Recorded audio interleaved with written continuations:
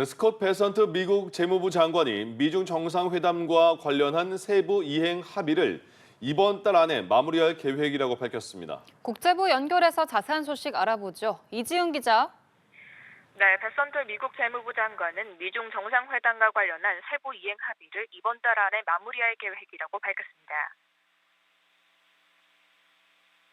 We haven't even finished the agreement, which we hope to have done by Thanksgiving. And I am confident that post our meeting in Korea between the two leaders, President Trump, President Xi, that China will honor their agreements.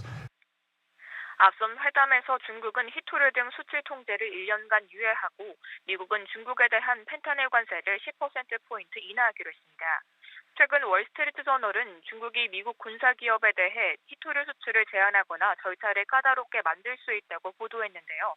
이와 관련해서는 베선트 장관은 보도가 정확하지 않다며 중국이 합의를 지키게 하는 다른 수단이 있다고 밝혔습니다. 다만 중국 기업의 미국 증시 퇴출에 대한 질문에는 즉답을 피했습니다. 한편 베선트 장관은 내년 지방선거를 앞두고 최대 화두인 고물가와 관련해서는 내년 초 인플레이션 곡선이 꺾일 것이라고 전망했습니다.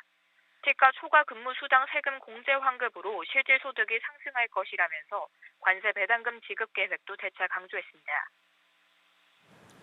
네, 한편 미국이 세계 최강 항공모함을 카리브해에 배치하면서 베네수엘라에 대한 군사적 압박이 최고 수준으로 올라갔는데요. 관련 내용도 전해주시죠. 네, 미국은 세계 최대 포드 항모가 이끄는 항모전단이 현지 시간 16일 카리브해에 진입했다고 밝혔습니다.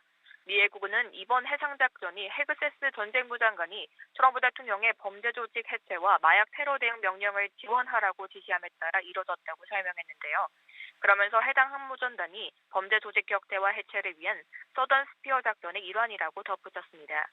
앞서 트럼프 행정부는 카리브해에 전략자산을 배치하고 마약 의심 선박을 격침해왔습니다. 미국은 현지 시간으로 14일 카리브해에서 마약 밀수 의심 선박 격침 영상을 공개하기도 했는데요. 세계 최강 항모전단을 베네수엘라 연안에 보낸 것은 베네수엘라 정권에 대한 압박을 최대치로 끌어올린 것으로 보입니다. 이런 가운데 니콜라스 마두로 베네수엘라 대통령은 존 레논의 이매진을 부르는 영상을 소셜미디어에 올리며 평화를 기원하는 메시지를 발신했습니다. Segundo punto de trabajo. Peace, peace, peace. Hacer todo por la paz. Como decía John Lennon, ¿no? 마두로 대통령은 연설에서 카리브해와 남미에서의 영원한 전쟁은 없어야 한다는 점을 미국 국민에게 호소한다고 말했습니다. 네, 이지은 기자, 또 미국이 조지아주 현대차와 LG 합작 공장에서 발생한 근로자 사망 사고와 관련해서 세 개의 한국계 기업에 벌금을 부과했다고요? 네, 그렇습니다. 미국 직업안전보건청은 조지아주 현대차와 LG 합작 공장에서 발생한 근로자 사망 사고와 관련해 한국계 기업 3곳에 벌금을 부과했습니다. 앞서 지난 3월 21일 건설 현장에서 한국 국적자 유모 씨가 작업 중 지게차에 깔려 사망했는데요. 이에 미국은 지게차 운전자를 고용한 하청업체에 경보음을 울리지 않고 중장비를 과속으로 주행해 작업자를 충돌시키는 위반을 저질렀다며 벌금 약 2,400만 원을 부과했습니다.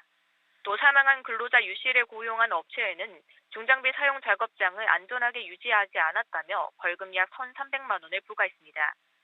아울러 현대차그룹과 LG에너지솔루션 합작 배터리 공장은 최근 2년간 발생한 근로자 부상 사고 보고서를 노동부에 제출하지 않아 벌금 약 160만 원을 부과받았습니다. 사망 사고가 발생한 곳은 앞서 지난 9월 4일 미국 이민당국의 대규모 한국인 체포 사건이 발생한 곳인데요. 현재로는 노동자 사망과 부상 사고, 지속된 건설 현장 불법 의혹 신고가 지난 9월 이민당국에 단행한 현장 단속에 단초를 제공했을 개연성이 있다고 보고 있습니다. 지금까지 국제부에서 연합뉴스TV 이지윤입니다.